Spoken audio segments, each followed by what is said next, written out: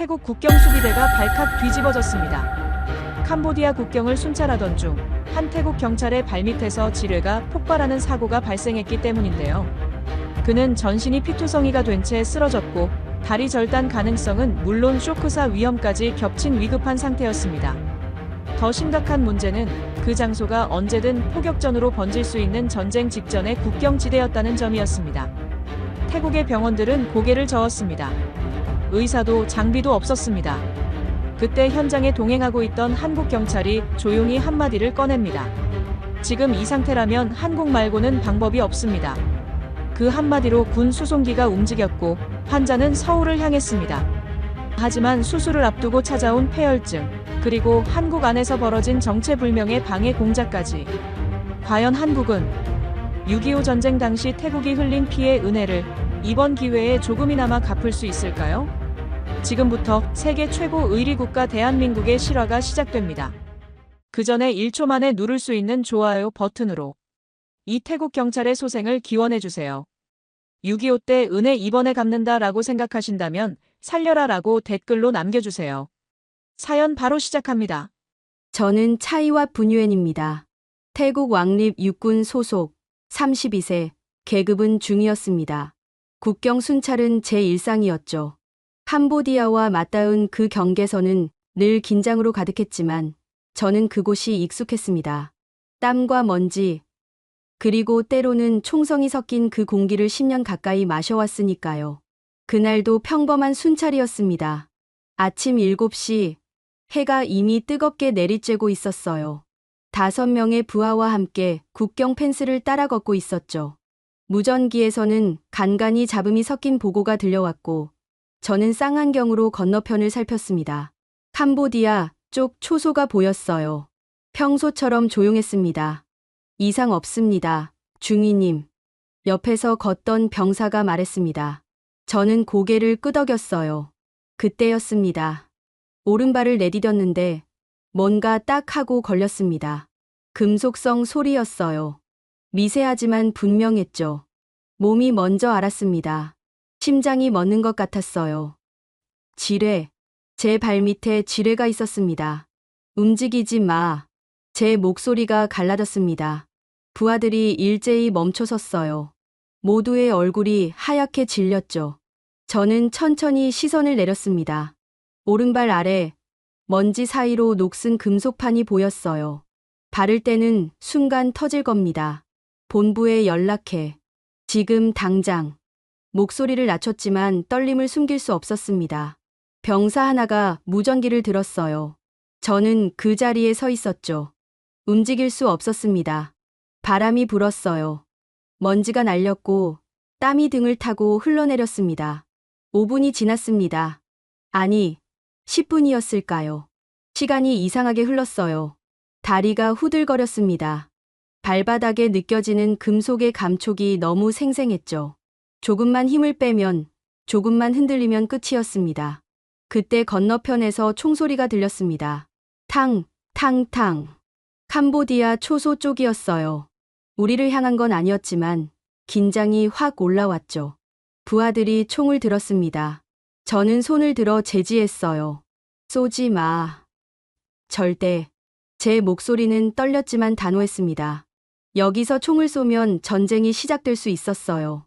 그리고 저는 지뢰 위에 서 있었습니다. 어떤 선택도 할 수 없었죠. 총소리는 계속됐습니다. 캄보디아 병사들끼리 뭔가 다툼이 있는 것 같았어요. 아니면 우리를 향한 도발일 수도 있었죠. 확실하지 않았습니다. 그저 소리만 들렸고 저는 움직일 수 없었고 다리는 점점 더 떨렸습니다.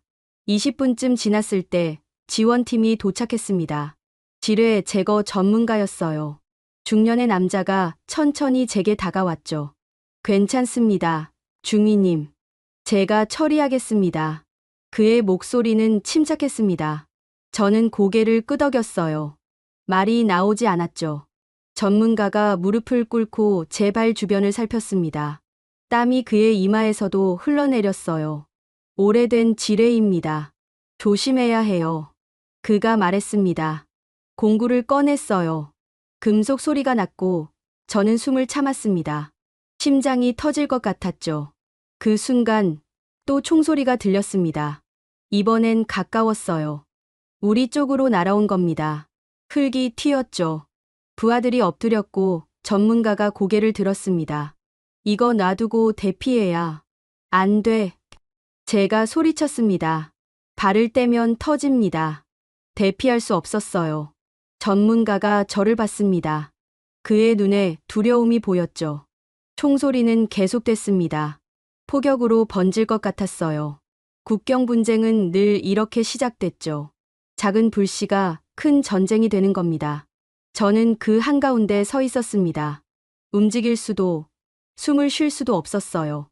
계속하세요. 제가 말했습니다. 전문가가 잠시 망설이더니 다시 공구를 들었어요. 손이 떨렸지만 정확했습니다. 딸깍, 딸깍. 금속 소리가 들렸죠. 그때 폭발음이 들렸습니다. 멀지 않았어요. 캄보디아 쪽에서 뭔가 터진 겁니다.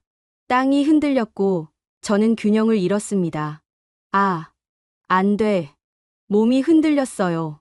발이 미끄러졌죠. 그 순간 전문가가 제 다리를 붙잡았습니다. 저는 그대로 멈췄어요. 심장이 멎었습니다. 됐습니다.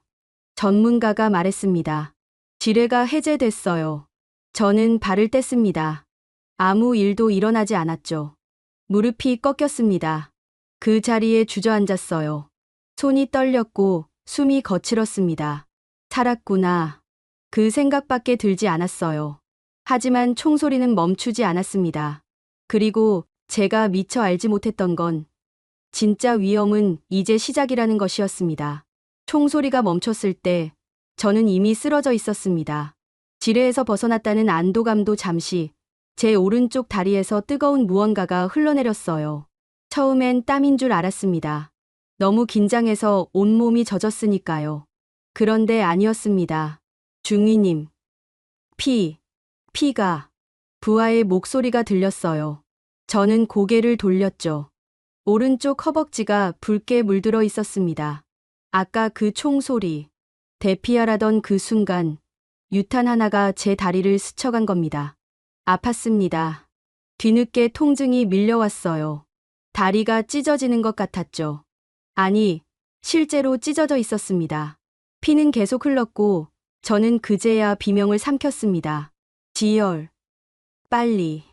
전문가가 소리쳤어요. 부하들이 달려들었습니다. 누군가 제 다리를 붙잡았고 천으로 감쌌죠. 압박이 가해졌고 저는 이를 악물었습니다. 정신이 흐릿해졌어요. 들것에 실렸습니다. 흔들렸죠. 하늘이 보였어요. 구름 한 점 없이 맑았습니다. 왜 그렇게 평화로운지 이해할 수 없었죠. 저는 피를 흘리며 실려가고 있었는데 하늘은 너무 고요했습니다. 차에 실렸어요. 구급차였습니다.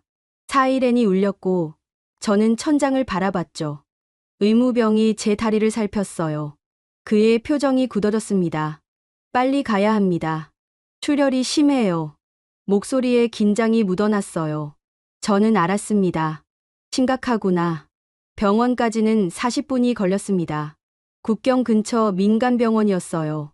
작은 곳이었죠. 응급실로 들어갔고 의사가 달려왔습니다. 나이 든 남자였어요. 제 다리를 보더니 고개를 저었습니다. 이건 여기서 할 수 있는 게 없습니다. 그 말이 무슨 뜻인지 알았어요. 수술이 필요한데 이 병원엔 장비가 없다는 겁니다. 저는 침대에 누워 천장을 봤죠. 형광등이 깜빡였어요. 군병원으로 옮겨졌습니다. 다시 구급차에 실렸죠. 흔들림이 계속됐고 통증은 더 심해졌습니다. 의식이 왔다 갔다 했어요. 군병원에 도착했을 때 저는 거의 정신을 잃을 뻔했습니다. 의료진이 달려들었어요. 검사가 시작됐죠. 엑스레이, CT, 기계 소리가 귓가에 맴돌았습니다. 결과를 듣기까지 2시간이 걸렸어요. 외과 과장이 제게 왔습니다. 50대쯤 돼 보이는 군의관이었죠. 그는 차트를 들고 서 있었습니다. 중위님. 그가 말했어요. 목소리가 무거웠습니다. 혈관 손상이 심각합니다. 신경도 일부 끊어졌고요. 지금 상태로는 그가 말을 멈췄어요. 저는 알았습니다. 다음에 나올 말을 절단해야 할 수도 있습니다. 심장이 멎었습니다. 절단. 그 단어가 머릿속에서 울렸어요. 제 다리를 잘라낸다고요. 수술. 할 수 없나요? 제 목소리는 떨렸습니다. 과장이 고개를 저었어요. 여기 장비로는 불가능합니다. 미세혈관 봉합 장비도 없고 신경 제거는 더더욱. 그는 말을 흐렸죠. 저는 침대에 누워 있었습니다. 다리가 아팠어요. 아직 붙어 있는데 이미 잃은 것처럼 느껴졌죠. 그날 밤 저는 잠들 수 없었습니다. 통증도 있었지만 두려움이 더 컸어요.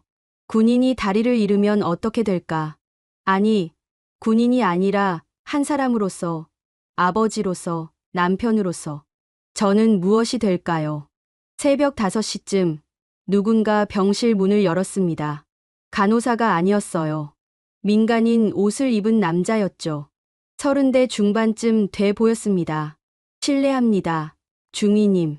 저는 한국경찰청 소속 국제협력관입니다. 한국인이었어요. 태국어를 유창하게 했죠. 저는 그를 봤습니다. 왜 한국 경찰이 여기 있을까? 국경 범죄 공조 업무로 왔다가 중위님 소식을 들었습니다. 그가 말했어요. 조심스러웠죠. 제가 감히 드릴 말씀이 있어서요. 저는 고개를 끄덕였습니다. 그가 침대 옆 의자에 앉았어요. 작년에 비슷한 일이 있었습니다. 태국인 피해자 한 분이 중상을 입었는데 태국 내에서 치료가 어려웠죠. 그분을 한국으로 모셨습니다. 한국으로요? 한국 병원에서 수술을 받으셨어요. 성공했습니다. 지금은 회복하셨고요. 그의 목소리는 차분했습니다. 하지만 저는 이해할 수 없었어요. 왜? 한국이 그런 걸 해주죠? 제가 물었습니다. 그가 잠시 망설였어요. 저도 처음엔 이해 못했습니다. 하지만 보니까 그냥 사람을 먼저 보더라고요. 국적이나 이유보다. 침묵이 흘렀어요. 저는 천장을 봤습니다. 지금 중위님 상태라면. 그가 말을 이었죠. 한국이 유일한 선택지일 수 있습니다. 그 말이 제 머릿속에 남았습니다. 한국. 저는 한 번도 가본 적 없는 나라였어요. 왜 그들이 저를 도와야 하죠? 저는 태국 군인입니다. 그들과 아무 상관도 없는. 하지만 제 다리는 계속 아팠습니다. 그리고 절단이라는 단어는 제 머릿속에서 지워지지 않았어요. 한국 경찰이 떠나고 1시간쯤 지났을 때 상급 지휘부에서 연락이 왔습니다. 중위. 한국 측에서 제안이 들어왔습니다. 전화기 너머 목소리는 조심스러웠어요. 대령이었죠. 제 직속 상관이었습니다. 치료를 도울 수 있다고 합니다. 서울에 있는 병원으로 이송하겠다고요. 저는 침대에 누워 전화기를 귀에 댔습니다. 다리는 여전히 욱신거렸어요. 하지만 대령이 말을 멈췄습니다. 그 침묵이 길었어요. 저는 알았죠. 뭔가 문제가 있구나. 상부에서 논의 중입니다. 외교적으로 민감한 사안이라서요. 외교적으로 민감하다. 그 말뜻을 이해하는데 오래 걸리지 않았습니다. 태국과 캄보디아는 국경 분쟁 중이었어요. 한국이 태국 군인을 치료한다는 건 어느 한쪽 편을 든다는 의미로 비칠 수 있었죠. 중위 개인으로선 좋은 기회지만 국가적으론 대령의 목소리가 흐려졌습니다. 저는 눈을 감았어요. 국가적으론 부담이라는 거였죠. 한 병사 때문에 국제 관계를 복잡하게 만들 순 없다는. 전화를 끊었습니다. 병실은 조용했어요. 창밖으로 아침 햇살이 들어왔죠. 따뜻했습니다. 하지만 저는 춥게 느껴졌어요. 점심때쯤 또 다른 방문객이 왔습니다. 외교부 직원이었어요. 양복을 입은 젊은 남자였죠. 중위님, 상황을 설명드리러 왔습니다. 그가 말했어요. 공손했지만 거리감이 느껴졌습니다. 한국 측 제안은 감사한 일입니다. 하지만 전례가 없어서요. 군인을, 그것도 분쟁 지역 군인을 타국에서 치료한다는 건. 그는 서류를 꺼냈어요. 뭔가 복잡한 내용이 적혀 있었죠. 여론도 고려해야 합니다. 캄보디아가 반발할 수 있고 국내에서도 왜 한 사람 때문에라는 목소리가 나올 수 있습니다. 저는 그 말을 들으며 작아지는 느낌이었습니다. 한 사람. 저는 그냥 한 사람이었어요. 국가에게는 물론 최선을 다해 검토 중입니다. 다만 시간이 좀 걸릴 겁니다. 외교부 직원이 일어섰어요. 인사하고 나갔죠. 저는 혼자 남았습니다. 시간이 걸린다. 그 말이 무섭게 느껴졌어요. 제 다리는 기다려주지 않았으니까요. 의사는 말했습니다. 이틀, 길어야 사흘 안에 결정해야 한다고. 그 이상 지나면 감염이 퍼질 거라고. 오후 3시쯤 제 휴대전화가 울렸습니다. 아내였어요. 여보. 목소리를 들으니 눈물이 났습니다. 참았죠. 울 수 없었어요. 응, 나야. 괜찮아요. 병원은? 아내의 목소리는 떨렸습니다. 저는 거짓말했어요. 괜찮아. 괜찮을 거야. 정말요? 진짜. 아내가 울고 있었어요. 저는 들을 수 있었죠. 숨소리가 거칠었습니다. 애들은? 제가 물었어요. 아내가 잠시 말을 멈췄다가 대답했습니다. 자고 있어요.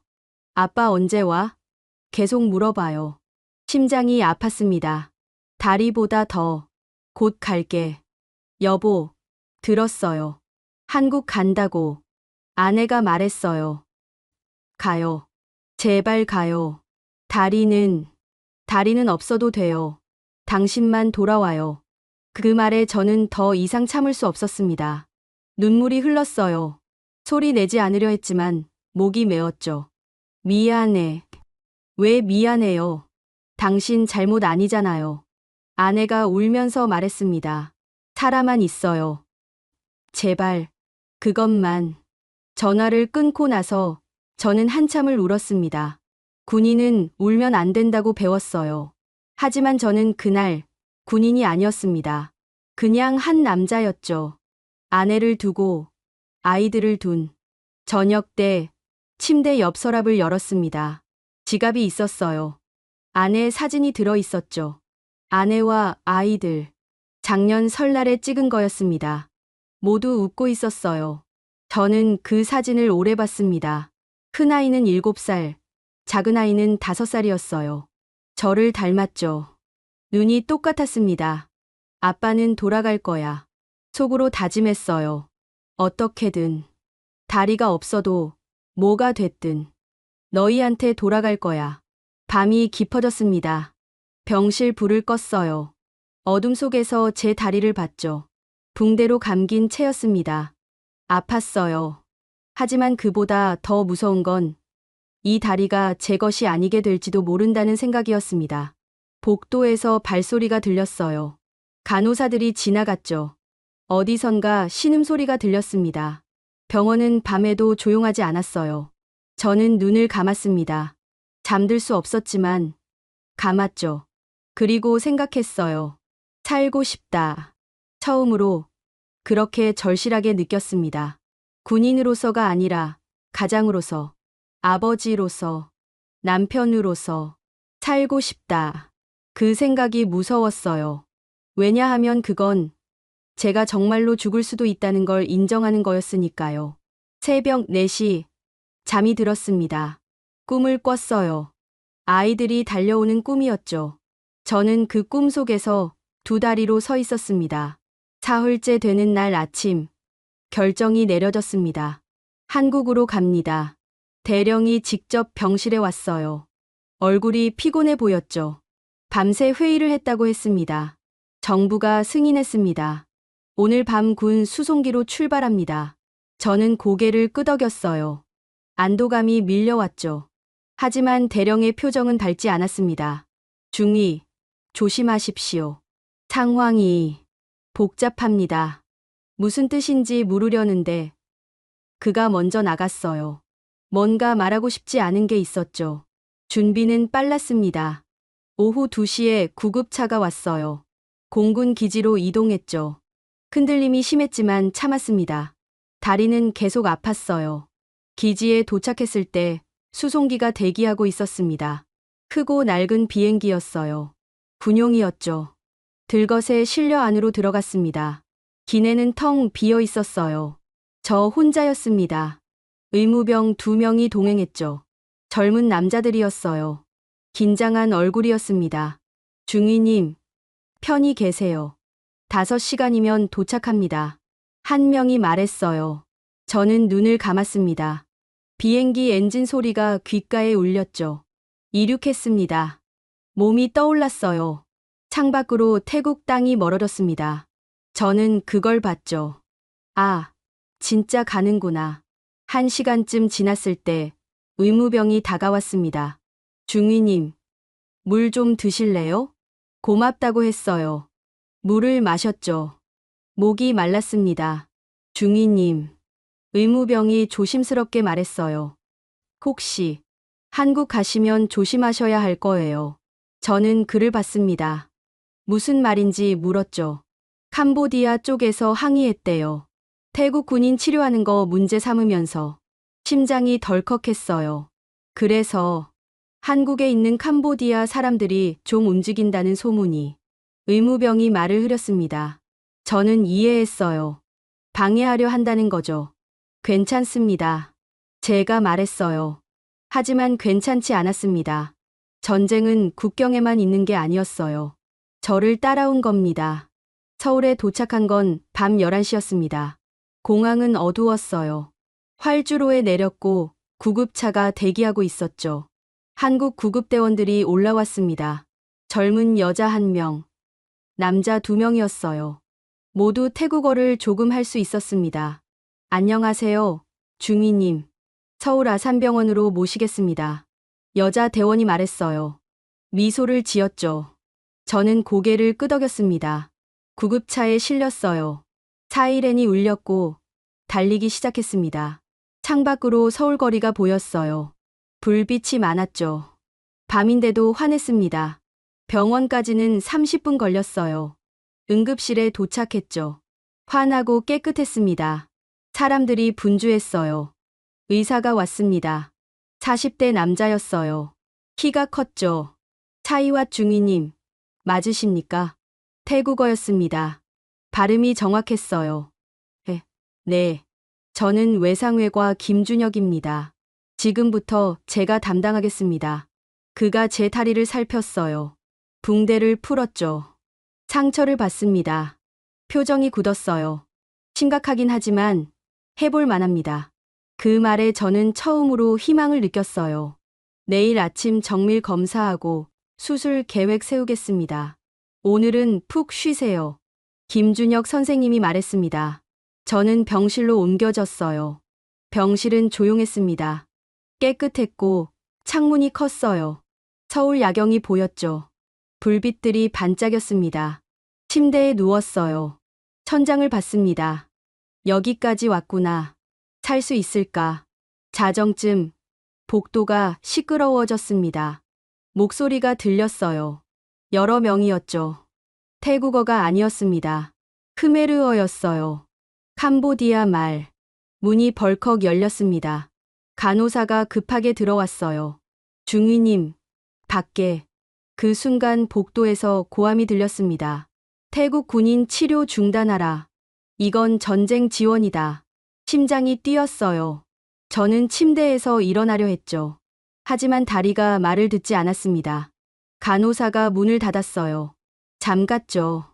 밖에서 소리가 계속됐습니다. 치료하지 마. 보내. 캄보디아를 배신하는 거다. 발소리가 들렸어요. 여러 명이 복도를 뛰어다녔죠. 무언가 부딪히는 소리도 났습니다. 저는 침대에 누워 숨을 죽였어요. 전쟁. 여기까지 따라왔구나. 10분쯤 지났을 때 경찰이 도착했습니다. 사이렌 소리가 들렸어요. 고함이 잦아들었죠. 문이 열렸습니다. 김준혁 선생님이 들어왔어요.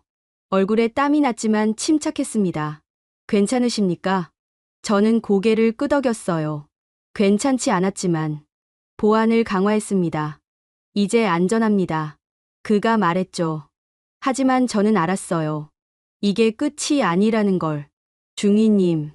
김준혁 선생님이 제 손을 잡았습니다. 여긴 병원입니다. 전쟁터가 아니에요. 제가 지킬게요. 그의 눈이 단호했어요. 저는 그제야 조금 안심했습니다. 밤은 길었습니다. 복도에 경찰이 배치됐어요. 발소리가 계속 들렸죠. 저는 잠들 수 없었습니다. 창밖을 봤어요. 서울은 여전히 밝았습니다. 평화로워 보였죠. 하지만 저는 알았어요. 이 평화가 저를 지켜줄 수 있을까? 침대 위에 누워 있었지만 전쟁은 저를 놓아주지 않았습니다. 새벽 6시, 검사가 시작됐습니다. 엑스레이를 찍었어요. CT도 찍었죠. 혈관 조영술이라는 것도 했습니다. 바늘을 찔러 넣고 뭔가 주입했어요. 따끔했죠. 검사실에서 검사실로 옮겨졌습니다. 휠체어에 앉았어요. 복도를 지날 때마다 경찰이 보였죠. 2명씩 서 있었습니다. 왜 이렇게 많아요? 제가 물었어요. 휠체어를 밀던 간호사가 잠시 망설였습니다. 안전을 위해서요. 짧게 대답했죠. 저는 더 묻지 않았습니다. 오전 10시, 검사가 끝났어요. 병실로 돌아왔죠. 김준혁 선생님이 기다리고 있었습니다. 혼자가 아니었어요. 다른 의사 2명이 함께였습니다. 중위님, 결과가 나왔습니다. 김준혁 선생님이 태블릿을 보여줬어요. 제 다리 사진이었죠. 뼈가 보였고 혈관이 보였습니다. 혈관 손상이 심각합니다. 주요 동맥 2개가 끊어졌어요. 손가락으로 화면을 가리켰습니다. 신경도 3개가 절단됐고요. 저는 숨을 삼켰어요. 그리고 김준혁 선생님이 말을 멈췄습니다. 다른 의사가 말을 이었어요. 나이가 더 많아 보였죠. 감염 징후가 보입니다. 백혈구 수치가 높아요. 감염. 그 단어에 온몸이 굳었습니다. 폐혈증 초기 단계일 가능성이 있습니다.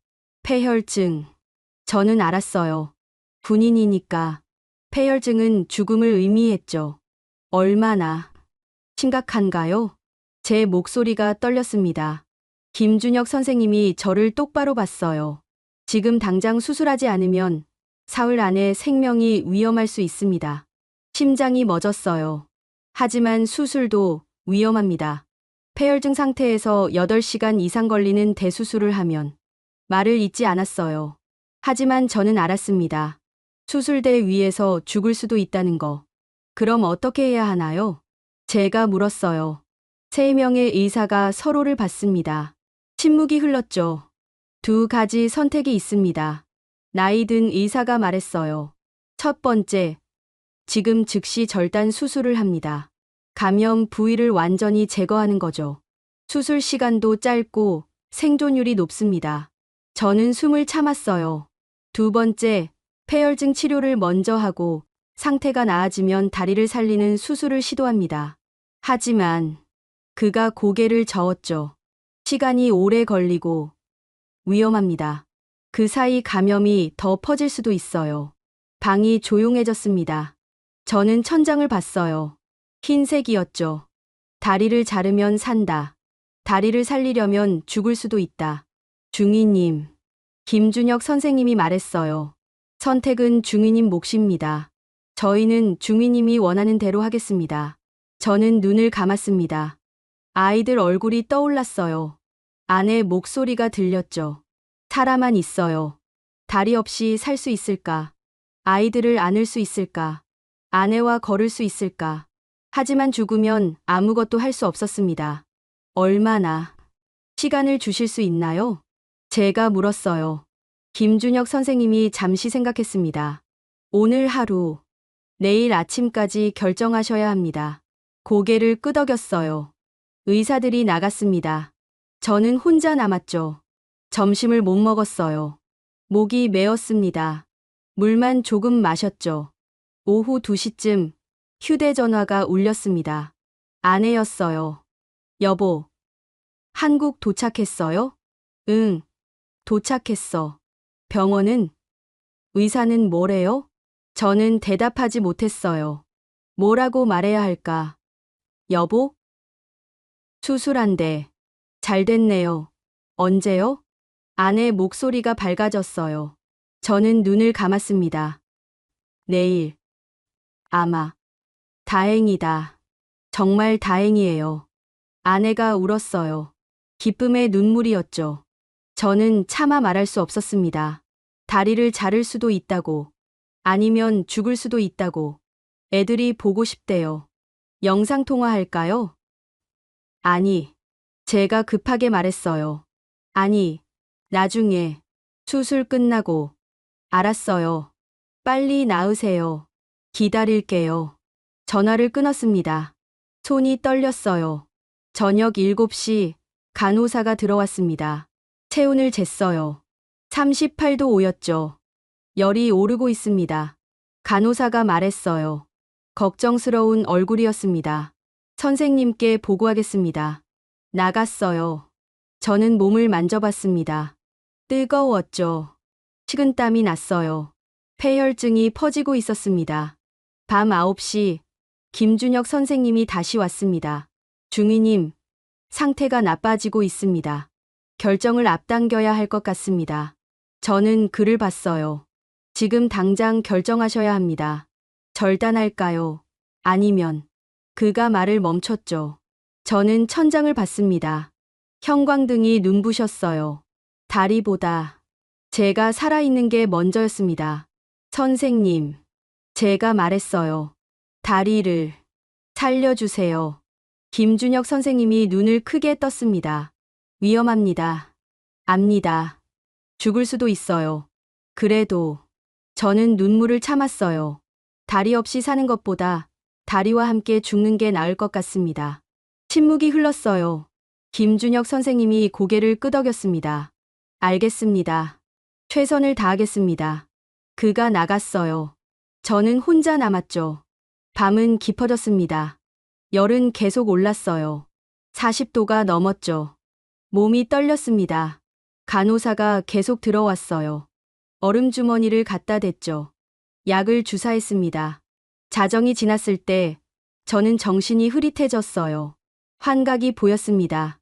아이들이 달려오는 것 같았죠. 아내가 손을 흔들었어요. 조금만 버티세요. 간호사 목소리가 들렸습니다. 저는 눈을 감았어요. 내일이면 수술입니다. 살 수 있을까? 다리와 함께. 새벽 5시 깨웠습니다. 중위님, 준비할 시간입니다. 간호사가 말했어요. 저는 눈을 떴죠. 몸이 무거웠습니다. 열은 여전했어요. 샤워를 못했습니다. 몸을 닦아줬어요. 수술복으로 갈아입었죠. 흰색이었습니다. 가족분께 연락하실래요? 간호사가 물었어요. 저는 고개를 저었습니다. 지금은 아니에요. 나중에 살아남으면. 6시 수술실로 이동했습니다. 침대째로 옮겨졌어요. 복도가 길었죠. 형광등이 천장에 줄지어 있었습니다. 수술실 앞에 도착했어요. 문이 컸습니다. 은색이었죠. 김준혁 선생님이 나왔습니다. 수술복을 입고 있었어요. 마스크를 쓰고 있었지만 눈이 보였죠. 준비됐습니까? 저는 고개를 끄덕였어요. 8시간에서 10시간 걸릴 겁니다. 힘들 거예요. 괜찮습니다. 제 목소리는 떨렸지만 단호했습니다. 팀이 대기하고 있습니다. 외상외과, 혈관외과, 감염내과, 마취과. 모두 최고입니다. 김준혁 선생님이 제 어깨를 두드렸어요. 끝까지 포기하지 않겠습니다. 수술실 안으로 들어갔습니다. 차가웠어요. 불빛이 환했죠. 사람들이 많았습니다. 6명쯤 됐어요. 환자 들어옵니다. 누군가 말했습니다. 저는 수술대로 옮겨졌어요. 딱딱했죠. 천장에 큰 조명이 있었습니다. 너무 밝아서 눈이 부셨어요. 마취 시작하겠습니다. 마취과 의사가 말했어요. 젊은 여자였죠. 제 팔에 바늘을 꽂았습니다. 천천히 숫자를 세세요. 10부터 거꾸로. 저는 숨을 들이쉬었어요. 10. 목소리가 떨렸습니다. 9. 시야가 흐려졌어요. 8. 김준혁 선생님 얼굴이 보였습니다. 눈이 다정했어요. 7. 아내 얼굴이 떠올랐죠. 6. 아이들 목소리가 들렸습니다. 5. 어둠이 밀려왔어요. 의식이 끊어졌습니다. 얼마나 지났을까요? 소리가 들렸습니다. 기계 소리, 삑삑거리는, 혈압 떨어집니다. 누군가 소리쳤어요. 수혈 준비, 심박수 불안정, 목소리들이 뒤섞였습니다. 저는 듣고 있었어요. 깨어나지 못했지만, 절단으로 전환할까요? 누군가 물었습니다. 침묵이 흘렀어요. 아직 아닙니다. 계속합니다. 김준혁 선생님 목소리였죠. 하지만 선생님, 계속합니다. 단호했습니다. 기계 소리가 계속됐어요. 사람들이 움직였죠. 발소리, 금속 부딪히는 소리, 숨소리. 봉합 들어갑니다. 신경 연결 시작. 동맥 첫 번째 완료. 시간이 흘렀습니다. 얼마나 지났는지 알 수 없었어요. 혈압 안정됐습니다. 심박수 정상. 안도하는 목소리들이 들렸습니다. 계속하죠. 김준혁 선생님이 말했어요. 더 깊은 어둠 속으로 빠져들었습니다. 아무것도 느껴지지 않았어요. 아무 소리도 들리지 않았죠. 그냥 어둠뿐이었습니다. 눈을 떴을 때 천장이 보였습니다. 흰색이었어요. 형광등이 있었죠. 수술실이 아니었습니다. 깨어나셨군요. 목소리가 들렸어요. 고개를 돌렸죠. 김준혁 선생님이었습니다. 마스크를 벗고 있었어요. 얼굴에 땀이 말라 있었죠. 수술. 목소리가 안 나왔어요. 목이 말랐습니다. 성공했습니다. 김준혁 선생님이 말했어요. 다리 살렸습니다. 눈물이 났습니다. 그냥 흘러내렸어요. 멈출 수 없었죠. 10시간 40분 걸렸습니다. 혈관 3개이었고 신경 5개 재건했어요. 폐혈증도 통제했고요. 저는 울었습니다. 소리내지 않았지만 눈물이 계속 흘렀어요. 이제 회복만 남았습니다. 쉽진 않을 겁니다. 하지만 김준혁 선생님이 제 손을 잡았어요. 살아갈 수 있습니다. 다리와 함께. 저는 고개를 끄덕였습니다. 말이 안 나왔어요. 감사하다고, 고맙다고 말하고 싶었지만 푹 쉬세요. 많이 힘드셨을 겁니다. 김준혁 선생님이 일어났어요. 나가려다 멈춰섰죠. 중위님. 네. 여긴 한국입니다. 국적을 묻지 않아요. 환자만 봅니다. 그 말을 남기고 나갔습니다. 저는 천장을 봤어요. 눈물이 계속 흘렀습니다. 이번엔 아픔이 아니었어요. 감사였습니다. 수술 다음 날 처음으로 다리를 봤습니다. 김준혁 선생님이 붕대를 풀었어요. 천천히, 조심스럽게. 간호사 2명이 옆에 있었죠. 많이 부어있을 겁니다. 놀라지 마세요. 선생님이 말했어요. 저는 숨을 참았습니다. 붕대가 벗겨졌어요. 제 다리가 보였죠. 시퍼렇게 멍들어 있었습니다. 부어올랐고 실밥이 촘촘했어요. 흉터가 길었죠. 무릎 위에서 발목까지 붙어 있네요. 제가 중얼거렸어요. 김준혁 선생님이 웃었습니다. 네, 붙어 있습니다.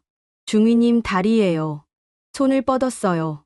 다리를 만졌죠. 따뜻했습니다. 살아 있었어요. 울었습니다. 또 움직여 볼까요? 선생님이 물었어요. 저는 고개를 끄덕였습니다. 발가락 움직여 보세요. 집중했어요. 발가락에 힘을 줬죠. 움직였습니다. 조금, 아주 조금이었지만 됐어요. 움직였어요.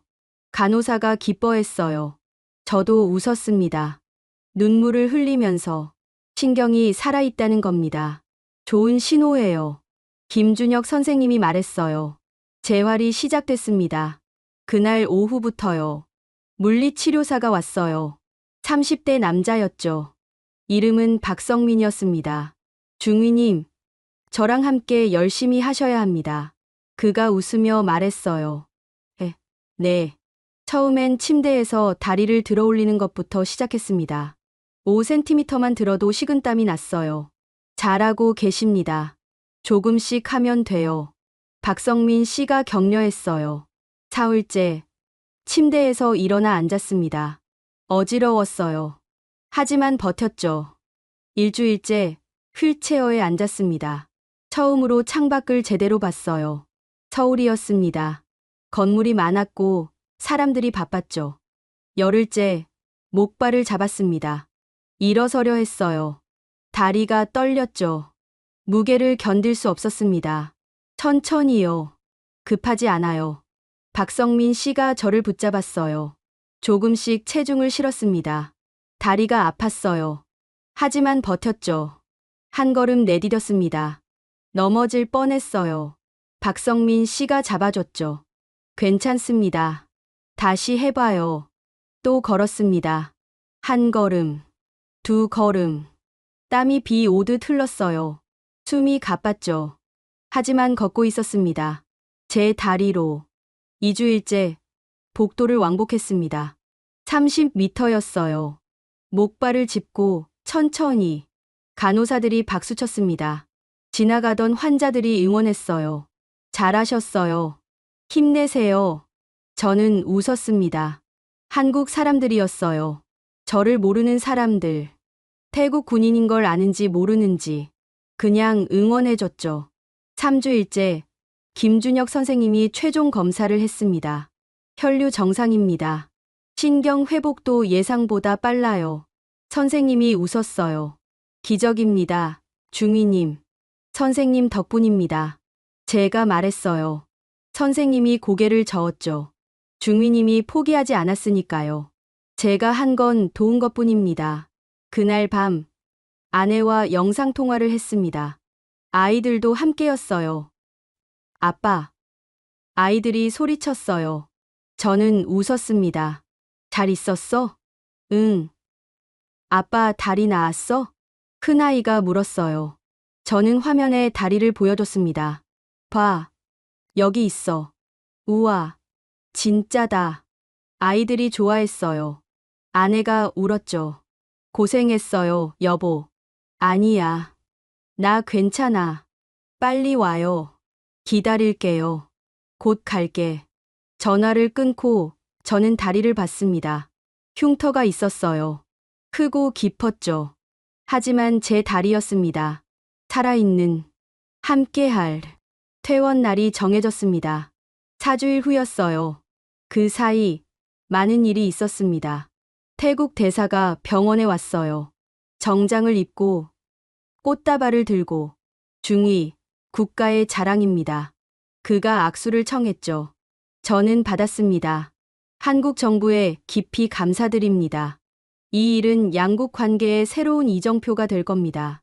공식적인 말들이었어요. 저는 그냥 고개를 끄덕였죠. 대사가 가고 기자들이 왔습니다. 한국 기자, 태국 기자. 중위님, 소감이 어떠십니까? 마이크가 제 앞에 놓였어요. 저는 잠시 생각했습니다. 감사합니다. 그것밖에 말할 수 없었어요. 한국 의료진에게 하고 싶은 말이 있습니까? 생명을 주셨습니다. 말로 다 할 수 없습니다. 기자들이 적었어요. 사진을 찍었죠. 하지만 그건 중요하지 않았습니다. 중요한 건 그날 저녁이었어요. 김준혁 선생님이 마지막으로 회진을 왔습니다. 박성민 씨도 함께였죠. 간호사들도 있었어요. 내일이면 퇴원입니다. 선생님이 말했어요. 태국 가서도 재활 계속하셔야 해요. 1년은 걸릴 겁니다. 네, 그러겠습니다. 그리고 선생님이 잠시 말을 멈췄어요. 다시는 군복무는 어려울 겁니다. 다리가 완전히 회복되지 않아서요. 저는 알고 있었어요. 군인으로서의 제 삶은 끝났죠. 하지만 걸을 수 있습니다. 뛸 수도 있을 거예요. 아이들 안을 수도 있고요. 선생님이 웃었어요. 그거면 됩니다. 제가 말했어요. 진심이었죠. 다음 날 아침 짐을 쌌습니다. 많지 않았어요. 옷 몇 벌, 세면도구, 복도를 걸어 나왔습니다. 목발 없이. 천천히였지만 혼자 힘으로. 간호사들이 나와 있었어요. 박수를 쳤죠. 잘 가세요. 건강하세요. 저는 인사했습니다. 한 명 한 명에게. 엘리베이터를 탔어요. 1층으로 내려갔죠. 로비에 김준혁 선생님이 서 있었습니다. 중위님, 선생님. 악수했어요. 그의 손이 따뜻했습니다. 잘 살아가세요. 선생님도 건강하세요. 병원 문을 나섰습니다. 햇살이 내리쬐었어요. 따뜻했죠. 택시가 대기하고 있었습니다. 공항으로 가는 차에 타기 전 뒤를 돌아봤어요. 병원 건물이 보였죠. 크고 하얀. 저는 그곳에서 다시 태어났습니다. 군인이 아니라 인간으로. 비행기 안에서 창밖을 봤습니다. 서울이 멀어졌어요. 건물들이 작아졌죠. 저는 생각했습니다. 한국은 제 다리를 살린 게 아니었어요. 인간으로서의 존엄을 지켜준 겁니다. 국적을 묻지 않고, 이유를 따지지 않고, 그냥 사람을 봤습니다. 아픈 사람을, 살려야 할 사람을. 그게 전부였어요. 전쟁은 저를 쓰러뜨렸습니다. 지뢰가, 총알이, 정치가. 하지만 한국은 저를 일으켜 세웠죠.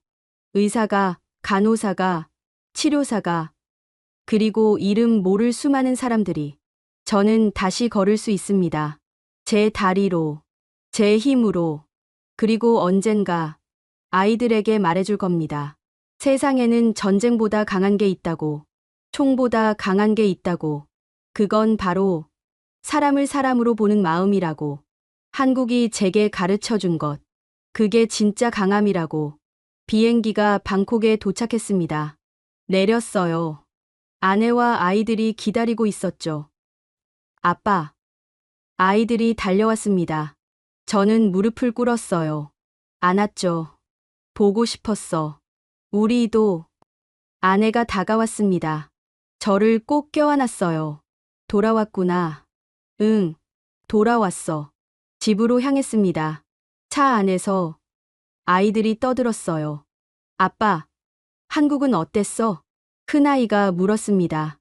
저는 웃었어요. 따뜻했어. 날씨가? 아니, 사람이.